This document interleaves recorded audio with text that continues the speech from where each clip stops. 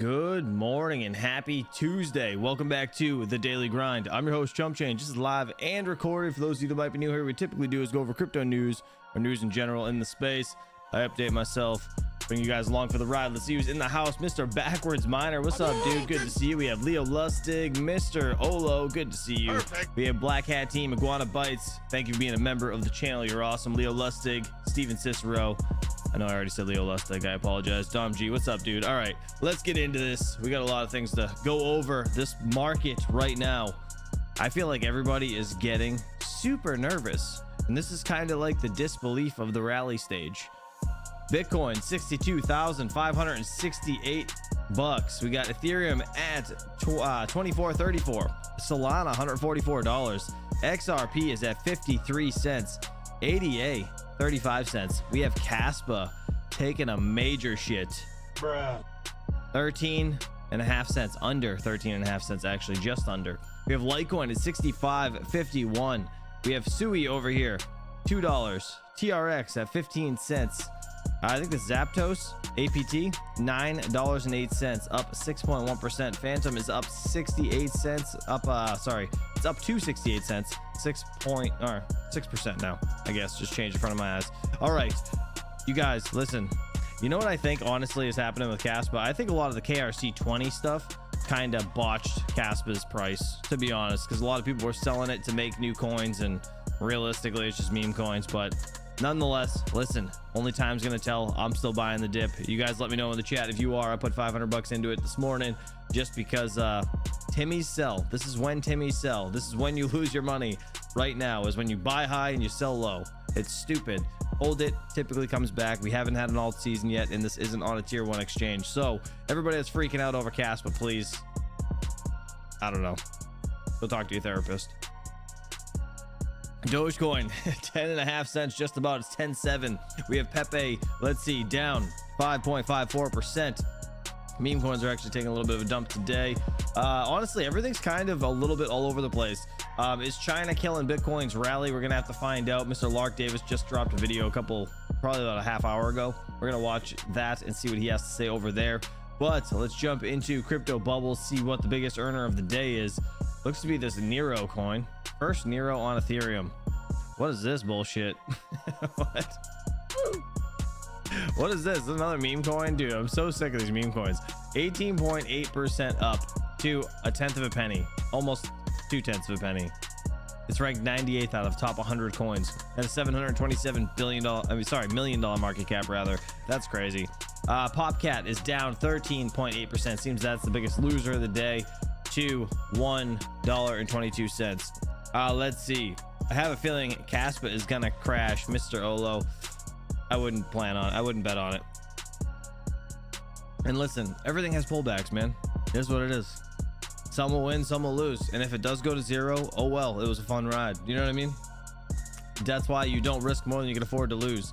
FTX token over here is down 10.8% today. This coin was pumping the last, I don't know if it was pumping yesterday, I can't remember, but I think it was last week. It was pumping pretty hard because CZ was out of jail and all this other shit. But anyways, I know he has nothing to do with FTX, but just in general, $2.32 as of today. Let's see, Render is down 3% to $5.23.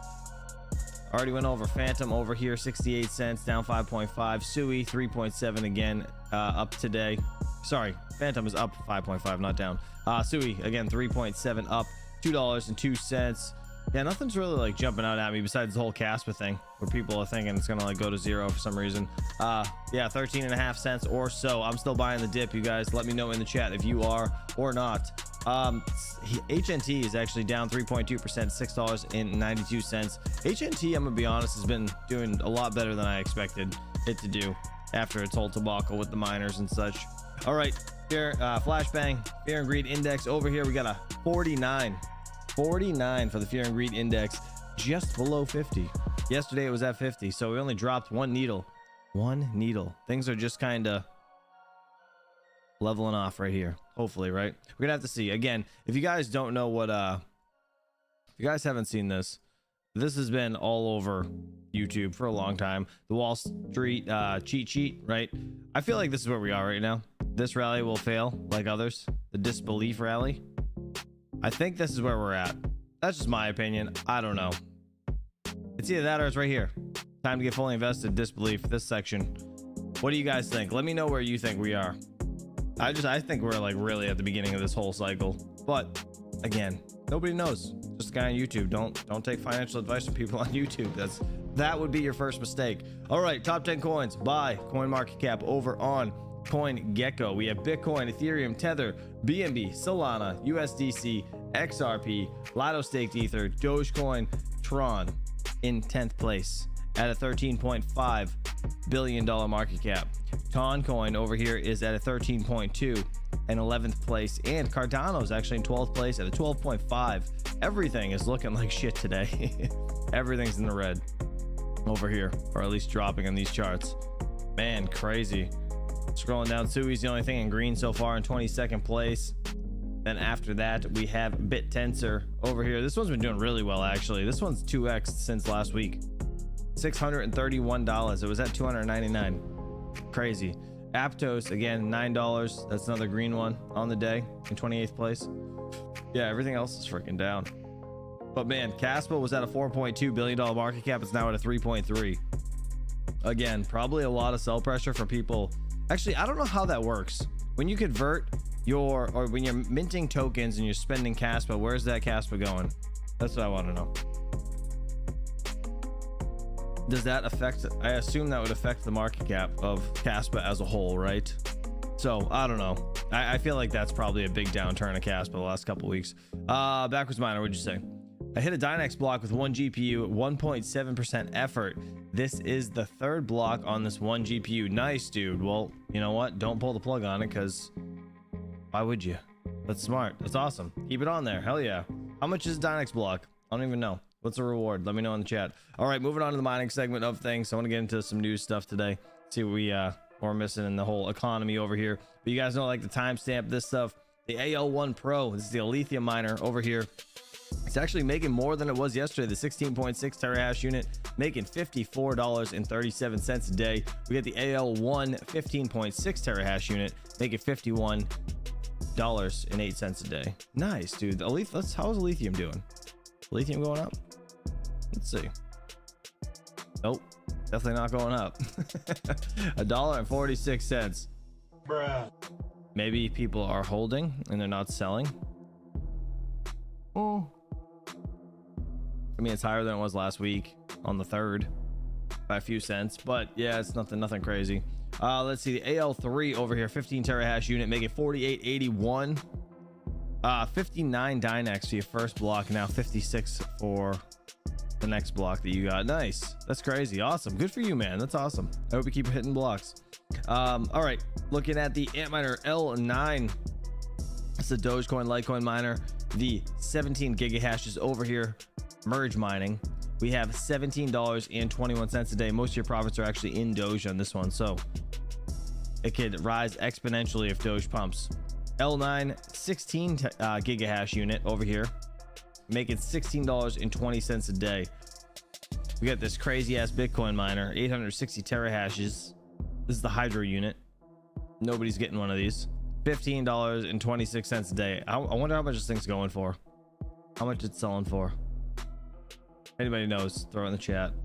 All right, let's scroll down a little bit. Let's just see.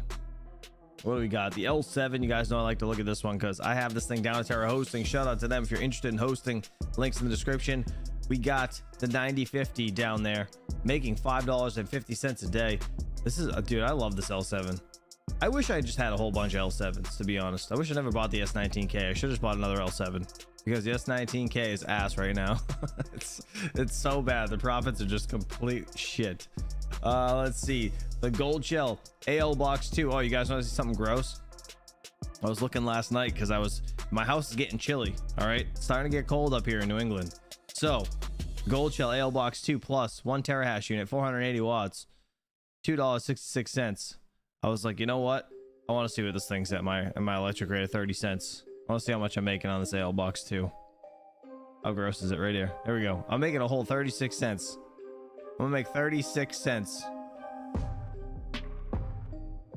if I plug that shit in for heat. I mean, hey, listen, at least it's not at least I'm not losing money, but that still sucks. 36 cents. Bruh. Miserable, absolutely miserable. Where was I? Right here. Yeah, 36 cents from $2.66. It's crazy. 10 minutes to midnight. L7 is a solid A6 still. Yeah, dude, it's crazy. I love the L7 100%. I would totally buy another one if there was good deals. The AL box 2, actually I don't even know what they're going for right now. Are they still going for like 4K? They probably are. AL box 2, 720 gigahash. This is the original AL2. We got $1.88 a day. Again, 10 cents per kilowatt hour. That's your profits. We got the Lithium AL0, 400 gigahashes at 100 watts, $1.29 a day. Bruh. The RX0, does anybody have the RX0 yet? Did you guys get this? 260 gigahashes over here, 91 cents a day. Not too bad. How many of you guys got this thing? Let me know in the chat. I do not have one of those. I do have the KS0 Ultras though, at 10 cents per kilowatt hour. We are let's see, 400 gigahashes making 15 cents a day. Jesus, Bruh. that's so terrible. That is terrible. You know what, I didn't look at those on 30 cents. Let's just see for shits. If I wasn't on, I mean, I'm on solar, but let's just see. 30 cents KS0 Ultra. Oh my god, losing 33 cents a day. Dude, that's nuts. I remember when the first KS0 came out. Is this the original KS0 right here? Wait, whoa. How is that happening? Oh, I guess the wattage. No. How does that make sense? I feel like this one should be less efficient. 100 gigahashes, 65 watts. 200 gigahashes, 100 watts. Bruh. Anyways, remember when these things were making $30 a day? It's a shame. It is a shame. But listen, is what it is. If you click the ASIC link, go to the bottom list. It shows prices of in providers. Let's see.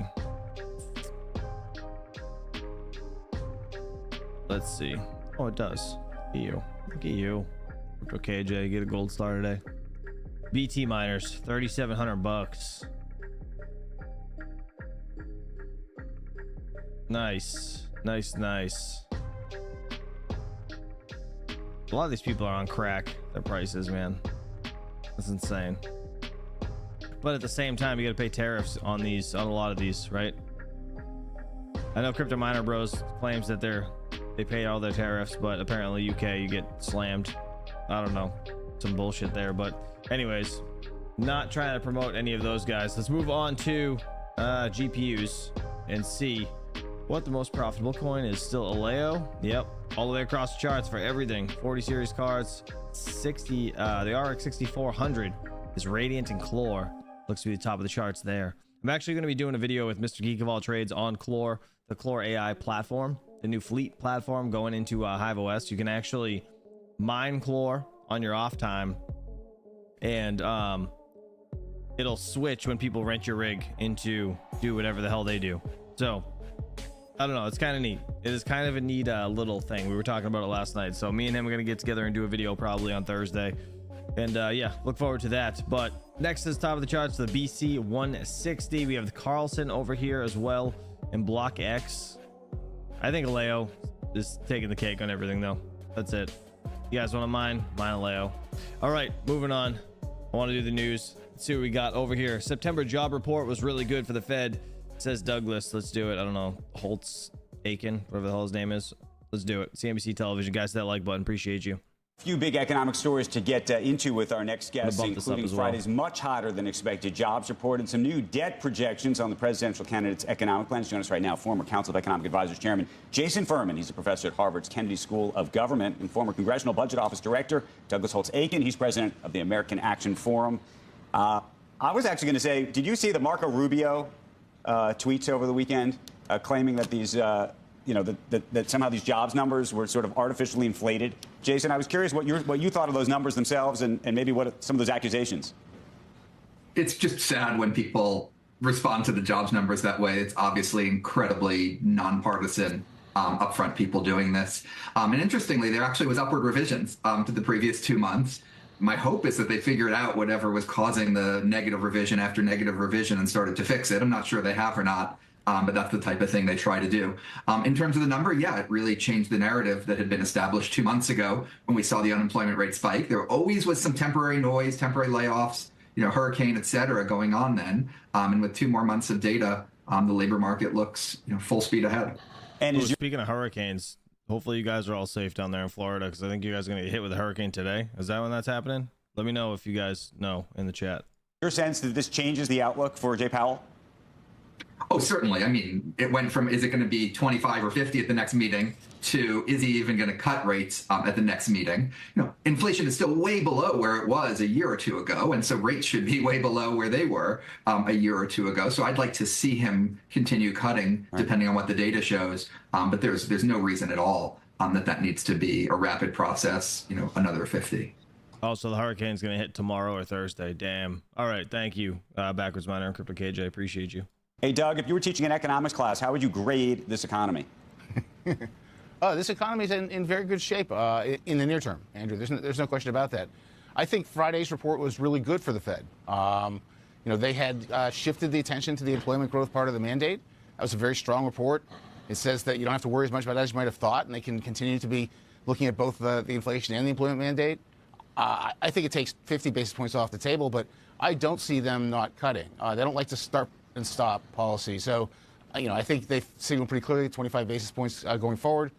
I was in the camp that thought they could do 25 to begin with. This just takes all the 50s off the table for the foreseeable future. And I think it puts a lot of pressure on the CPI report this week. I mean, they have made the case that inflation will return to the 2% target and remain there. And, core CPI is still anticipated to be 3.2 year over year. And getting it to 2 remains, in my view, an unfinished task. So they still have some work to do on the inflation front. Jason, what do you think about the arguments that have been made? And these are political arguments, but maybe you'd argue they're economic arguments just about wages. That wages ultimately have not kept up with inflation, depending on what date you start at. Steve Leisman was here on Friday and used 2020 when the pandemic began as the date. Others have used when President Biden he did pre-pandemic. was named the president. He was doing it pre-pandemic. 2019. Right. Yeah. It's up since then, but it's down. And how you think that the American public should think about that? Yeah, so I think the 3 facts that are correct are, number 1, wages are up faster than inflation. Number 2, a lot of those gains were in the year 2020. Number 3, even those gains are less than the normal pace. And I'll give you a bonus fact. Number 4, there are larger gains for workers who have lower wages than for workers who have higher wages. So there's been some compression of the wage distribution. You're saying if you include the 2020 period? If you include the 2020 period, yes, that last point included the 2020 period, which is when a lot of these real wage gains were. So, yeah, I think there's some reason for people to be a little bit disappointed with this economy. Growth is fantastic. Inflation is in the right direction. But people got themselves into a deep hole in 2022 and 2023. They're digging out of it with real wage gains now. But I think in some sense, they're not all the way out. And when I say not all the way out, that's relative to trend or expectations. They still are above inflation adjusted. So, I think for the Fed, that actually gives them more room to cut rates. It means some of the wage growth we're seeing is catch up with what happened before. So this is dovish information for the Fed. I don't think it fully explains how negative people have been about the economy, but it's a totally valid reason for people to be concerned. Doug, you want to react to that? Yeah, I think it's not too complicated. If you do it on political grading, you start in 2021 when President Biden took office.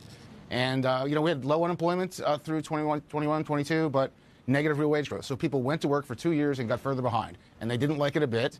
And now that reversed recently. But not everyone has climbed all the way out from that. And they're still upset about their standard of living growth during his tenure. And that's all there is to it. Interesting.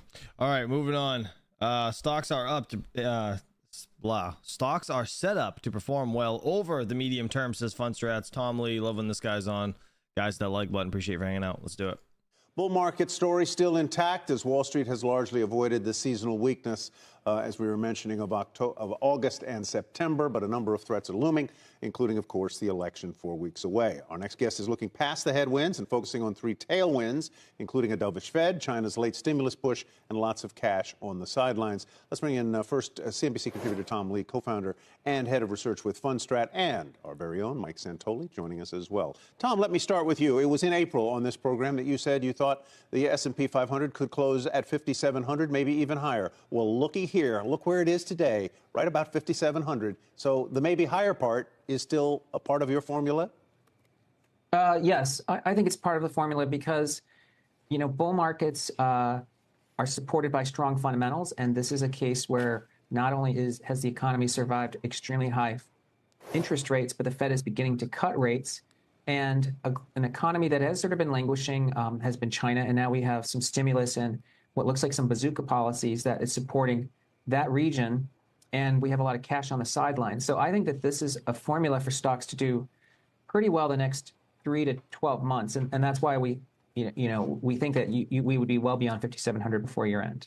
Well, so Mike, Tom says tailwinds overpower headwinds here. Yes, although I think you do have some offsets. And I think that even though that August and September, the advertised seasonal weakness didn't really show up in the terms of sustained downside, it did become a less rewarding market, right? You had more downside moves from that August 1st level than you had upside, at least during those 2 months. So I do think that reflects the fact that we have priced in a pretty decent scenario here. We're 21 times forward earnings on the S&P 500. I think a soft landing is pretty much what's underpinning that idea. That said, it's hard for the market to get into too much trouble when the Fed is easing into a resilient economy. And even though we're having to worry about maybe less Fed easing than we thought Thursday before we got this jobs report, I think that's a better formula. Economy holds up better. The only reason you'd worry about it is if you think the strong Friday jobs number was a head fake. And all of a sudden, it really was not representative of the economy being strong, and yet yields are higher, and yet oil's higher. We're benefiting from those things starting at very low points, under $70 crude, and then, 3.6 on the 10-year as a low recently. And so, therefore, the big violent vertical moves we've had in those areas have not really upended anything, except maybe the housing stocks.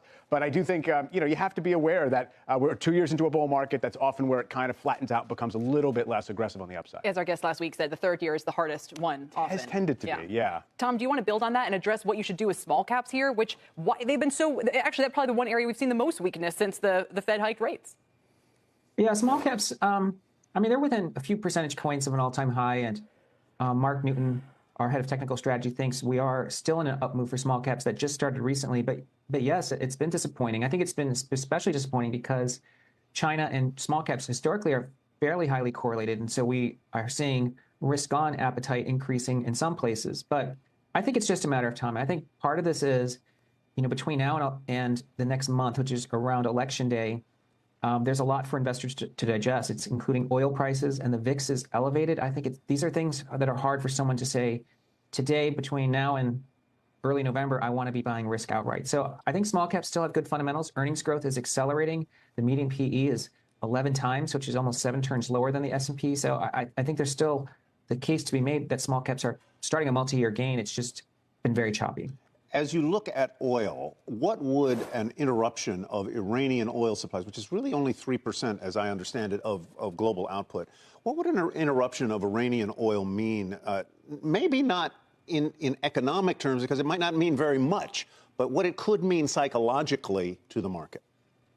Well, markets don't like uncertainty, and oil is spiking not because of demand, but because of like what you're pointing out, Tyler, the risk of a disruption. And, oil can move up quite a lot before it actually triggers the level of burden that causes a recession. That number is probably closer to $200 today, but it would be no fun for any consumer to see oil at 120 and gas prices more than double. So it's something that I think would be very painful for consumers just to see oil surge, and even if it's temporary. All right, shout out to Mr. Tom Lee. Over here, let's see. Investors should now be looking for where they want to buy weakness. Let's see what they got to say over here. Again, CNBC Television. Let's do it. Rates climb near 2-month highs, but our next guest says the recent run-up in yields may be overbought and is heading for resistance. Joining me now on set, Chris Verone of Strategas. Tell me more, because that seems to be the issue at hand that we need to focus on. Yeah, I think the question is, what's the dominant trend in yields? And I would say that it's largely still down. I mean, yields peaked a year ago at roughly 5%. We failed at a lower high this January, February. We did it again this spring, this summer. nothing prevents them from rallying back to 415, 420, but how aggressive do you want to get on the short side of the bond market up there? I think that's where you start looking for some value. And listen, I think in particular, you had a lot of bond proxies very, very overbought into this. You saw the utilities run basically all year. The REITs have run all year. Let them correct, let them come in. Where do we want to step in and buy weakness? I think that's the next thing we should be focused on. Let's focus on yields before we do some of the other spaces, and I want to ask you about utilities because I referenced a note that was out within the last hour. What if higher for longer is going to become a thing? And maybe we weren't so convinced it was because the Fed cut 50 basis points, and we know they're just beginning. However, what if it's a problem? Higher for longer. So I'd watch a couple things in this regard. I'd say, number one, if it really is higher for longer, and we're talking about a major new up leg in yields, they got to punch through 425 decisively. What if it's a stay here leg? I mean, this leg, I think, was unforeseen by many. So let's just assume that yields now, let's say they stay here. You know what's curious about this leg being unforeseen by many? I might push back on that. When you look at what yields do around Fed cuts, believe it or not, they tend to go up. They tend to bounce. Think about the 95 cut, right? That was their mid-cycle slowdown. That was your non-recessionary rate cuts. Yields were falling into it. They cut on July 5th of 95. They rallied for 12 weeks and then resumed lower. So we've seen this before, particularly in the kind of soft landing, no recession threshold. So I don't think we should have been as surprised. Okay. 425 is the major kind of downtrend line. Underneath there, I think you play by the same rules we've played by all year. Ultimately, rallies and bonds are opportunities to get long. Above 425, all bets are off. What about equities? I think the primary trend is up. I think we're consolidating in that uptrend. Maybe 5,400 on a pullback here. I don't think it's the end of the world. But what I care about is look at the status quo, right? What's been driving this market all year? Financials, industrials, and a very benign credit environment, right? If the status quo has to change, I think we need to see deterioration in those groups. And I think it's too early to make that your base case. It's an election month. VIX is breaking out here a little bit. I think you can get a consolidation or a pullback, but don't forget the underlying trend. 80% of S&P stocks are above the 200-day average right now. That's a pretty healthy framework under the surface here. Do I need the areas that broadened in Q3 to continue to work if mega cap tech is not going to carry the load? I think mega cap tech is remarkably split, right? When you look at it is Microsoft basically on the lows, Nvidia breaking out, Apple's been stuck in a range, Alphabet lower, Amazon weaker, right? You can go name by name by name by name. I think what's important is you keep the pro-cyclical, pro-economic groups involved in this market. The industrials have been leadership for all 2 years of this bull market. So if the call is going to change, I think the most reliable leader of that whole 2-year run would have to weaken. We haven't seen it yet. On volatility, I would also know you get worried about vol when credit conditions also weaken. So we've seen VIX rally here, but we haven't seen underlying credit conditions weaken. Those two are siblings. When they both go at the same time, you get uncomfortable. That's not been the case here. Let me lastly ask you about the utilities call, because a competitor of yours at another shop came out with a note just before we came on the air and said, fade utilities. They're historically expensive, historically stretched. There it is. It's Jonathan Krinsky of BTIG. Says you could get a 7 to 10% correction in that group. You look at this the same way? Yeah, I think that's certainly reasonable. And John's a great analyst and a good friend. Let these come in. The longer-term trends in these stocks are still up. Let's not lose sight of that. But they've had an incredible first 9 months of the year. I think especially this time of the calendar, October through December, they don't have good seasonality to begin with. Let them come in here. You know, what's interesting, when you look at globally all these utilities, I think what's been really underappreciated the last 2 or 3 weeks, the Chinese and the Hong Kong utility stocks have been massive underperformers. You've seen this complete migration away from anything defensive in that part of the world, and it's bearing itself out in these utes as well. I mean, utilities, and everybody knows that they've done really well, but when you look at the sector performance, the outperformance by tech and comm services is barely above the utilities. It's up 25% as a group year to date. Tech's only 28. It's pretty remarkable. In some respects, tech's strength has almost been overstated this year to an extent. I'm not sure many know the EMQQ, which is the emerging market triple Qs, is actually outperforming the actual triple Qs this year. And you can kind of do this. I mean, gold is up more than the triple Qs this year. So at a minimum, there have been these very concurrent stories running alongside tech that I think deserve equal amount of attention from our part. Chris, we'll see you soon. All right, so let's move on to, let's see, what does this say? In October, market pullback could be used to add exposure. Let's do this again, CNBC Television. Guys, welcome. So, Paul, you point out October has a reputation for being a month of market bottoms, but in order for the market to bottom, it has to go down first. The question is how much, because it went down a bit today. Can you buy these dips? Yeah, I mean, I think 1% in the market that we've had, where we're up well over 20% on the year, I don't think that's necessarily something to get too excited about. But, John, to your point. Can we just talk about this giant cabbage plant this dude's got behind him? Why would you buy that? Point, you were talking about increased volatility. We have, the geopolitical situation, which is the hottest it's been in years. We have an election coming up in November, and then we have the hurricane down south. I think the election and the hurricane, as far as the market is concerned, are are short-term events, whereas the geopolitical situation, who knows? I mean, I don't know how that is going to end up panning out. So that is a worry to think about. But we do think we just put out our quarterly pros and cons report this past Friday. And there's plenty of positives to like still about the market here. And we do think if you do see a 5% pullback in the market, 5% pullbacks are more common in the month of October than any other month, we would be using that to add exposure. So in that respect, you do have to see weakness in October for them to get a bottom, and we wouldn't surprise us. In prior years, when you've been up 20% through the first 3 quarters of the year, October has been negative 7 out of 10 times, but the fourth quarter tends to be positive. Jose, I get the impression from you that you might not need a pullback to see things attractive about this market. You say the fundamentals are good, Fed cuts are good for risk assets. Do you need to wait for a pullback to buy? You know, I think Paul, he brings up some great points, but no, we're still positive. We're still bullish on the market long term. Fundamentals look solid. Look at the disinflation we continue to see. We should get more of that later this week.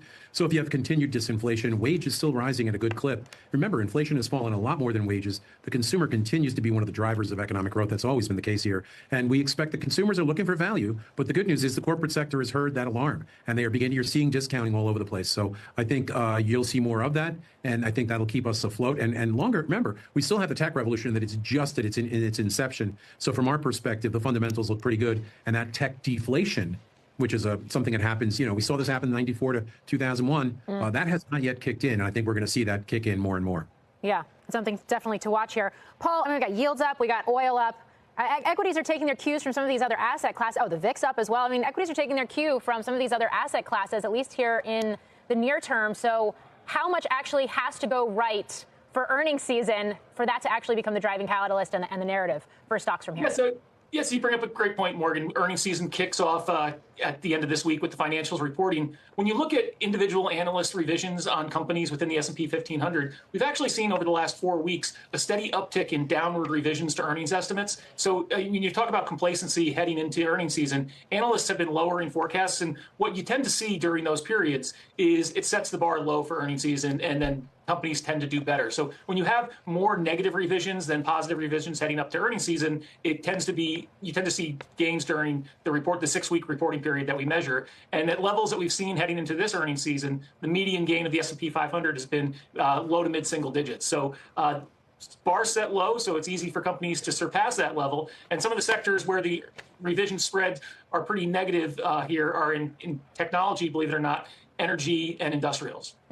Jose, I mean, the big story for the market today really was what we're seeing in yields, and not just the 10-year yield back at 4%, but also the 2-year yield flirting with that, and the fact that you have the yield curve, flattening out again here. Because we do have financials kicking off earnings later this week, and because we are seeing this volatility in the bond market, how do you think about that as an investor? Does it mean that you look to fixed income as a bigger part of the portfolio? Is this something that's going to be short-lived? No, I think if you look at when the Fed starts to cut rates, Morgan, the next 12 months, fixed income does very well. High yield does well, but investment grade does even better. So we like fixed income. We're telling clients to extend duration and look for quality credits. And we also, if you look historically, especially when you go into mid-cycle slowdown or a no landing scenario, you see that U.S. markets do very well. So does EM Asia. So we're looking for credit opportunities there as well, in particular India. And then I think if you look at the equity markets, as the Fed rings the bell, begins to ease, one sector we haven't talked about is healthcare. And healthcare, you're not seeing the same level of revisions, as was just mentioned, downward revisions. And if you look at earnings expectations for next year, it's the best sector out there. So we still stay positive on that one. And historically, that has done very well when the Fed eases. So healthcare, we still keep our eye on that one. And I think one of you mentioned before that energy story, as utilities have done well, and they were a little overbought. The other thing is growth in value, right? We're again at a 2-to-1 ratio in growth in value year to date. Look for some of that too. I think you're going to see some mean reversion there. That's going to give us that volatility that we're both looking for to get that end of year rally where we can get between 40 and 60% of the year's returns. So hopefully we get a good year end rally out of it. A lot of uncertainty right now. A lot of uncertainty. All right, here are the key swing state races that crypto super PACs are targeting. Let's see what they got to say over here on CNBC Crypto World. Let's do it. All right, let's talk about the top stories. First, Lego's website is back to normal after being taken over by a potential crypto scam. On Friday night Eastern Time, X users pointed out that a banner on the company's website promoted something called Lego Coin. The website boasted that ownership of the token would unlock secret rewards. The site reportedly kept that post up for more than an hour before eventually taking it down. What? Lego? Now, Lego spokesperson told CNBC that no user accounts were compromised and that the company is implementing measures to prevent this from happening again. Next, the United Arab Emirates is Man, you know things are bad when Lego's getting hacked. Giving the nation's crypto holders a tax break. The UAE updated its tax code to make crypto transfers and conversions exempt from the country's value-added tax, along with the management of virtual assets as well. Look at that. This is set to go into effect on November 15th, and an English translation from the country's federal tax authority mentions the exemptions will be made for activities going back to 2018. Last, Ben Horowitz, a venture capital firm Andreessen Horowitz, says he's making a significant donation to support the Harris Walls campaign. This comes less than 3 months after he and his co-founder Mark Andreessen announced their support for former President Donald Trump. In an internal letter that was leaked Friday, Horowitz says he's known and been a great friend of Kamala Harris for more than 10 years. He goes on to say that A16Z, as a firm, continues to take positions consistent with what it believes would support startups in the tech industry. His letter addresses that while Harris hasn't stated her intentions yet, he's spoken with her about tech policies and is hopeful her administration will be better than President Biden's, whose administration he says has been exceptionally destructive to crypto and AI. Horowitz confirmed the letter in a post on X Friday night and said there's nothing else, no matter how it gets characterized. All right, sticking with crypto's role in the 2024 race for our main story, we've talked here on the show about how millions of dollars from pro-crypto PACs are pouring into the 2024 race. Crypto World's Mackenzie Sagalos actually sat down with James Delmore, market research analyst at Breadcrumbs, about the state of play for crypto in this election. So you've been tracking a lot of the crypto money that's gotten involved in the election. What's interesting is that a couple of days ago, we found out that Ohio suddenly had this influx of $40 million of crypto-related PAC money. Walk me through why this Senate race in particular has become such a focus for the crypto community. Yeah, Ohio's an important swing state and also a swing vote in the Senate. So devoting a lot of money to the anti-Sherrod Brown candidate, Bernie Moreno. Sherrod Brown is more on the Elizabeth Warren, not pro-crypto side of the space. So they're hoping to try and win that seat. It's an important seat in the Senate, and they can have an extra vote that's pro-crypto for moving forward legislation or whatnot that won't necessarily give the SEC all the power it's given. Ohio is one of multiple races where crypto PAC money has been an important part of the conversation. What other races are you keeping an eye on? Swing states like Michigan and Arizona, 10 million each for Slotkin in Michigan, 10 million for Gallego, both Democrats.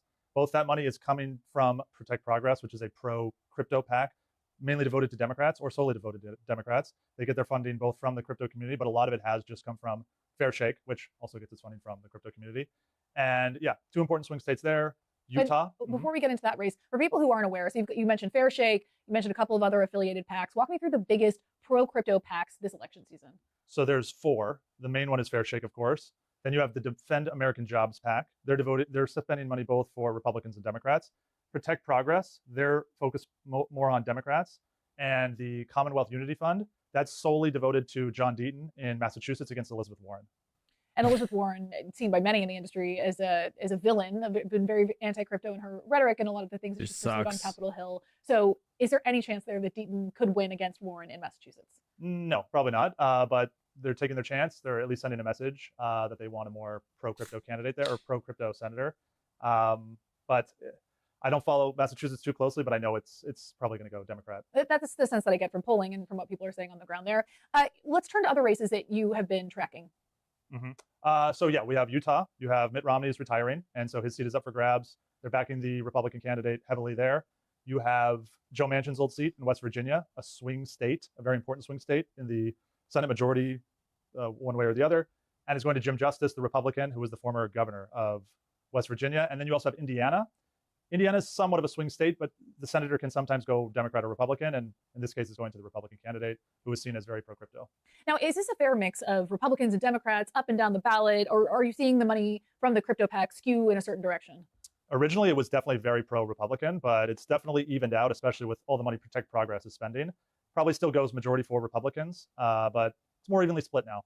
And walk me through how effective this crypto spend has been. When you look at the primary elections, for example, did you see that money prove effective in terms of getting the pro-crypto candidate voted into that next general election step?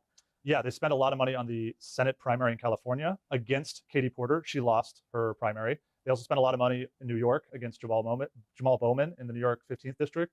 He lost. And they spent a lot of money in Missouri to get Cori Bush out. She lost as well. They were victorious in every election but 6, and I think they won about 40 elections in the primary. And this is across all 4 pro-crypto super PACs that you've been following. Yes, this is across Fair Shake, Defend American Jobs, and Protect Progress, not Commonwealth. Commonwealth is just a pro-John Deaton PAC set up by a lawyer supporting him, James Murphy.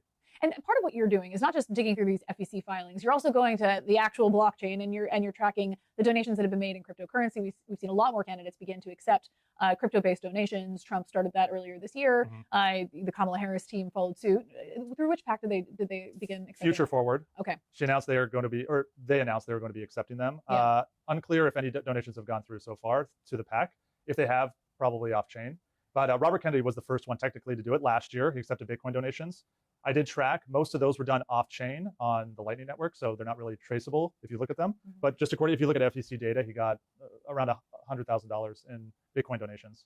So how prominent are crypto donations? The Trump team said that they had received $4 million in cryptocurrencies, a mix of Bitcoin, Ether, and some of your other altcoins as of July. But has that picked up momentum, or is that kind of a one-off thing right after he announced that he would accept crypto? So a lot of the donations originally went through Coinbase Commerce, where he set that up, and those can all be tracked on chain. He's got about $100,000 in donations that we can see from that, mostly just from retail individuals who decided to donate money. He announced, or not he, but the Bitcoin conference in Tennessee this year announced that Trump had raised $25 million in Bitcoin donations from that conference. Those must have been they might have been made on chain, but we can't really see them unless we know the address that received it or we know the amount given at the donation. For example, we can see on chain the Winklevoss twins donation. They each gave 15.47 Bitcoin at the time. So we can check that on chain, just find when that transaction happened, and we can see, oh, okay, 15.47 were given. That was the Winklevoss twins donation, even though we didn't even have the address. We didn't know which address they donated it to. So Trump also is accepting donations off chain as well. So these donations won't be recorded on a blockchain. We'll have to find out when the FEC releases data every 3 months. All right, that's all for Crypto World today. That's interesting. Very, very interesting. All right, moving on. This is what I wanted to get to. So I want to see what Lark has to say. This was posted about an hour ago at this point now. China destroys Bitcoin's rally. Let's see what this is all about. Guys, that like button, please. 106 people here, 41 likes. You guys are lazy in the morning. Let's do it. China has just destroyed Bitcoin's rally. Of course, we're rallying in part because of China, but the money will keep flowing, and it's not happening yet. I know the breakout from 74K up to 100K is not here yet, but it's going to happen before people realize it. And I want to dive in today to the charts, to what's going on today with the price action, some altcoin news, some meme coin news, and much more. So stick around for all of the good times. Let's get straight into it. The price of Bitcoin. Look at that nasty daily candle right there. Gosh darn, we had a beautiful run up. We got up to 64,400 and some change before getting blasted back down as Chinese equities stalled out. Currently, price is maintaining above the 50-day and 100-day exponential moving averages, which short term is good. Let's see if we can keep holding there. A retest down here at 60K around the 200-day EMA. Purple line on the chart wouldn't be that crazy. And as long as we can maintain above 58K right here, back to this area of previous price support, I think we're fine. If we lose 58K on any sort of wicks down, then it could, well, we could see further price decline in that situation. But as it stands, even though it's a nasty, nasty daily candle, we're doing okay currently, but this is all just short-term noise at the end of the day. I know we like talking about it. It's fun to talk about. We enjoy it. It's like talking about the weather. But realistically, nothing really matters that dramatically much for Bitcoin until we cross over 74K, take out the previous all-time high, and start gunning for a new high. That's when we see a massive tidal shift in attitudes, in new users coming in, and money coming in, all that kind of stuff. Right now, we do have decent structure. We're getting in higher highs and higher lows, so that's fantastic. That being said, we still have a lot of work to do on the charts, okay? Anyway, why did this candle happen today? Well, China, baby. Jesse Cohen here saying some wild action in China's stock market during today's session. China's benchmark CSI 300 index climbed almost 11% in early trading on hopes for more stimulus measures. It has since given back half those gains, is now up just 5.5% as new stimulus disappointed traders.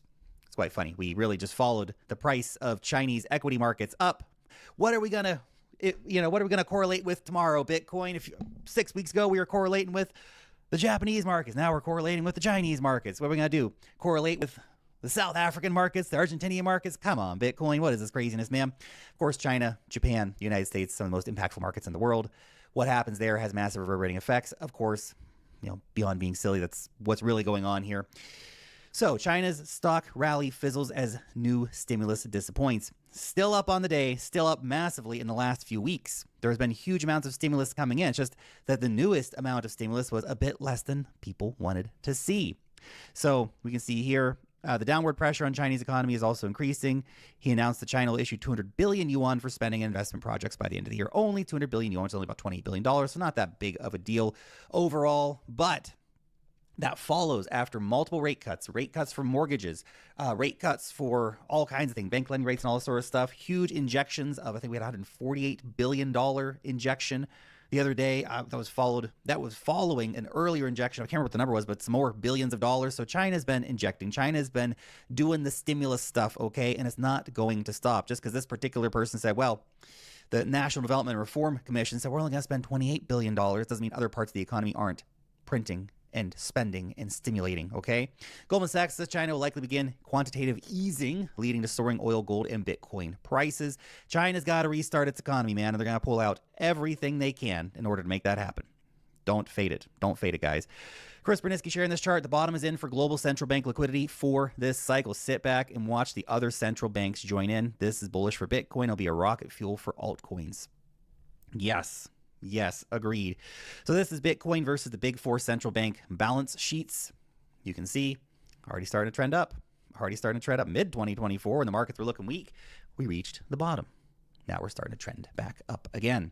So if we can start that as a new major trend, of course, and really start seeing a soar, I mean, look, the central banks are going to run the same playbook that they always run because it's one of the only things they can do, which means they're going to increase their balance sheets, which means we're going to see quantitative easing, which means we're going to see lowering interest rates, all that kind of stuff, money printing. It's all going to come because it's the only thing that the central banks can do to manipulate the economies. That's what they're going to do.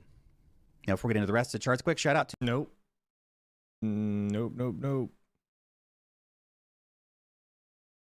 The yield curve again.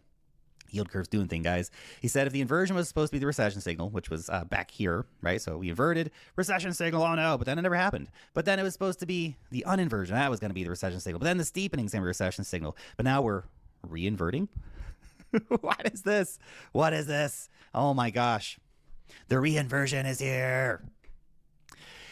Perhaps in an age of gargantuan modern monetary theory, aka money printing and providing a complete distortion of reality, perhaps, just perhaps, and I don't want to get caught in the this time is different mentality, but just perhaps the yield curve inversions are not what they once were. Perhaps it's not the kind of signal that we once wanted it to be, with this kind of malarkey, let's say, going on here. It's interesting. Anyway, we'll see how that, of course, continues to play out. Yeah, the yield curve, man. Yield curves. Like this one that Kyle here shared. He said, crypto has a faster adoption rate worldwide than the internet and mobile phones. It's an interesting thing to think about. Because if you are betting against crypto, and I know short term, everybody's like, oh my gosh, it's going to happen tomorrow or next week. Yeah, all kinds of crazy can happen in the next few days or the next couple weeks. Who the heck knows? But I know this for a fact, okay? That the crypto industry is not going anywhere, that this technology is going to be a fundamental layer of the internet, of value transfer and ownership online. Everything's happening on the internet, of course, and that the adoption curve for this technology is going to go absolutely wild in the next 10 years. And that if you can stay engaged in this market into the 2030s, your chances of massive, massive success, I think, are very elevated. Okay, there you go. Bitcoin reserves on exchanges, this is from Crypto RS, hit a 6-year low. Probably nothing, right? Probably nothing, just massive accumulation of Bitcoin. Look at this, crazy. From the run-up here in early 2024, set throughout the entire year, we've just seen huge amounts of Bitcoin getting sucked up off of exchanges, just like that, man. Here's something that's interesting. This is about something that's a real cryptocurrency. It does real cool stuff, not just our silly meme coin obsessions. This is from Nansen. Another fund has been accumulating Aerodrome Finance publicly on chain. This is Spartan. So this quote here is from Spartan Group. They've been buying, in just a few hours after that, we got that Pantera Capital added 500,000 Aero today. So about $600,000, $700,000 worth. We have 3 funds now that have been on chain publicly accumulating Aerodrome Finance tokens. Coinbase Ventures, the Spartan Group, and Pantera Capital. These are 3 of the most influential venture capital firms in the entire industry, and they are out here buying Aerodrome Finance. Now, look, I've got Aerodrome Finance bags. By the way, we got to do the disclosure thing real quick. I have cryptocurrencies. I own Aerodrome Finance. If you would like to see what... Nope. I don't want to see what you got. All right, I think most of his His good points are over. All right, moving on to Altcoin Daily. Bitcoin and crypto holders, it's happening in the next 10 days. I have absolutely no idea what this video is about. Let's watch it. Bitcoin is about to make a golden cross. This is when a shorter term moving average, like the 50-day, crosses over a longer term moving average, like the 200-day, signaling a trend change, signaling momentum to the upside. And while past performance does not guarantee future performance, we've seen this over and That's a big ass flag right now. Over and over again. Let me share with you the live chart, talk about what's next. I also have altcoin news, why SWI is pumping. Watch today's whole video. But this revolution is not slowing down. It's only speeding up. And just in, BlackRock says Bitcoin and crypto adoption is growing faster than the internet and mobile phones. But what we found with blockchain and digital assets is that in some ways this is one of the fastest growing technologies we've seen in the last few years. Meaning if it is in question whether Bitcoin and the crypto market are going to be bigger in 2025, or if you have a family member or friend who still questions you about your investment in crypto, this is about a 3-minute clip, but it's so worth it. On the right-hand side of the chart, you can see our adoption curve. This is just looking at how quickly certain assets are adopted by society. And you can see that blockchain and digital assets are being adopted faster than major revolutions before it, whether that's the internet or whether that's cell phones. And there's a couple of reasons for this. The first reason is just we're living in a more digital economy than ever before. If we're consuming things online, streaming videos, playing video games, buying digital content, it makes sense to have digitally native assets to conduct those transactions. Secondly, and importantly, in a year like this year, where over half the world's population is voting for new leadership, not just the elections in the United States, in Mexico, in India, and the European Union, we're seeing more geopolitical risk than before, and in fact, declining trust in institutions. Whether that's trust in government institutions for maintaining peace and order, whether that's trust in central banks in terms of keeping inflation under control, more distrust has exacerbated the need for a global monetary alternative. The third we're seeing is demographic changes, the rise of the millennial and Gen Z generation. Millennials, at least in the United States, are set to inherit trillions of dollars, are entering peak earnings years in their work, and are increasingly playing an important role in the economy. And millennials are very different from previous generations, because we, were the first generation to be digitally native, growing up with the internet, growing up with computers. We understand digital better than previous generations, and that means we're more likely to adopt digital currencies. And then finally, what I think has been really important to BlackRock in our journey in the digital asset space has been the maturing of infrastructure in digital assets. We've seen billions of dollars move in venture capital and private equity into digital assets to fund incredible innovation in blockchain. We've seen the regulatory environment evolve to get more constructive around digital assets and how people can buy them. We've seen extremely talented people leave traditional finance to go into DeFi to help lead some of these innovations. And all of this infrastructure has really matured over the last 5 years. So between all of these tailwinds, it's really creating the opportunity for digital assets to gain broader adoption across more investors around the world. So fundamentally, there are still a lot of tailwinds for Bitcoin and ETH. We have focused thus far our efforts on 2 digital assets, the 2 largest. We feel that between these 2 assets, which represent about 75% of the market cap of the digital asset space, and have some of the most liquidity in the digital asset space, that we can really start to make headway in terms of bringing out accessible vehicles to more investors. And look, why was that blurred out? Do you guys see that right here? Why is that blurred out? And looking over at Margex on the live chart, we see technically a Bitcoin cross is potentially upon us. If/when we see that, what we would see is the 50-day moving average crossing over the 200-day moving average. And what this means to you if history repeats, just understand, and by the way, Altcoin Daily will always give you the real information. That's why you subscribe, that Bitcoin golden crosses tend to be lagging indicators. Meaning just looking at the example, let's say in 2023 into 2020, beginning of 2023, end of 2023, the golden cross happened here. I'm sure it came on people's radar weeks before, and it was a lagging indicator, meaning the action happened before we rallied into it. And by the time then the indicator actually happened, we actually got a sell on that news because it already happened. Lagging indicator. Similar thing at the end of 2023, golden cross happened right here. We rallied heavily into it, and by the time it actually happened, it was sort of a non-event. Chop solidation, although the market's ground higher, and even how is that a non-event? That shit went up like 10K at least, 15K. Looking back at the beginning of 2020, many people say this crypto year 2024 is like 2020, 2025 will be like 2021. This all based on the 4-year Bitcoin halving cycle. But you'll notice the golden cross happened right here. We rallied into it, dumped a little before it, and actually ground down into it. So a big buy the rumor, sell the news, chop solidation, a little grinding upwards, fake outs in the weeks to follow. Sounds like a bunch of bullshit to me. All right, moving on to the end of the video. Sui, I want to see what's going on with this. We also have Sui blockchain going crazy. Solana rival Sui continues parabolic run to new highs as daily transactions more than double. So the data is clear that Sui transactions have officially surpassed Solana transactions. Oh, wow. Now, I still hold Solana. I like Solana. You guys hold Sui? Anybody in the chat? Let me know. I think they both have their place, but Sui, in a lot of ways, is the new hotness of this cycle. If you type in altcoin daily Sui on YouTube, you see we shared the potential of Sui with you over 6 months ago. And if you're asking why Sui transactions are now surpassing Solana, we don't have gas fees that spike through the roof. You don't have filling transactions that are required to try again and again. You don't have outages that go on for, random times where, Right, so he took a dig at ETH and at Solana. Actually need to trade. You don't have a max throughput. The network, you throw more hardware capacity to the network and it scales horizontally. The stuff you expect from infrastructure, which you don't get from Web3 as a whole. I think we're bringing that level of execution to Web3, and I think it's about time. And finally, news in the meme coin world, Foxy USD update. No one cares about Foxy. Sorry. All right, moving on to the recap segment of things.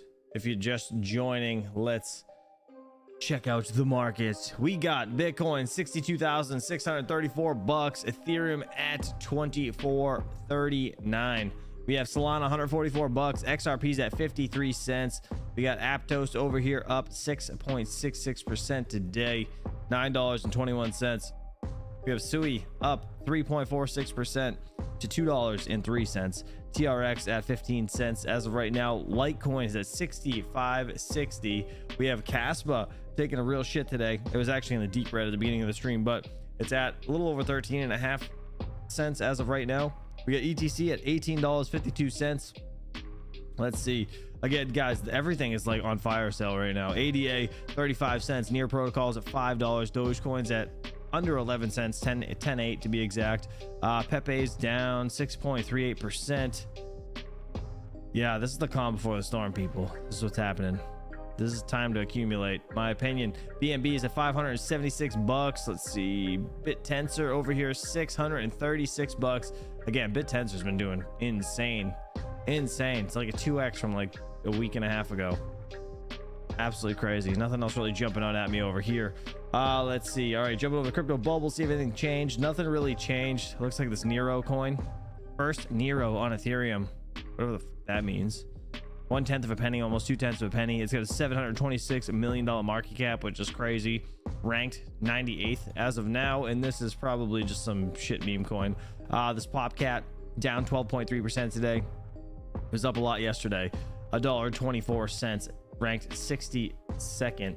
Let's see, we got FTT token, again FTX token, 8.9% down on the day, $2.37.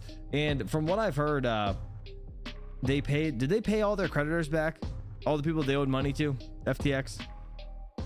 So what happened was, I guess FTX liquidated their crypto and they paid people back, but they didn't pay people back like all the money they were actually owed. They paid them back like whatever the value was that they put in. So like if they put 0.1 Bitcoin, say, just for round numbers, just say it was worth 10k then and now it's worth 20k, you're only getting your 10k back.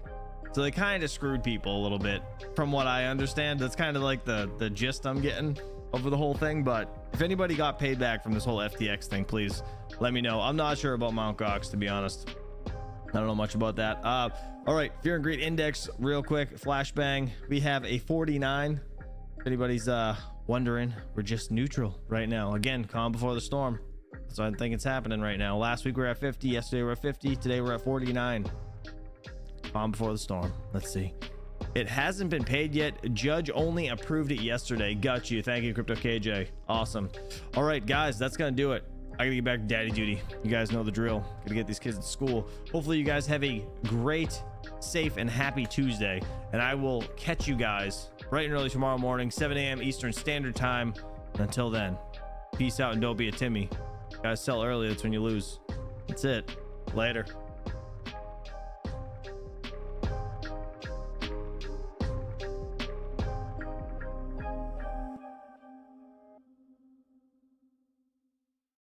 Eat shit, Gary.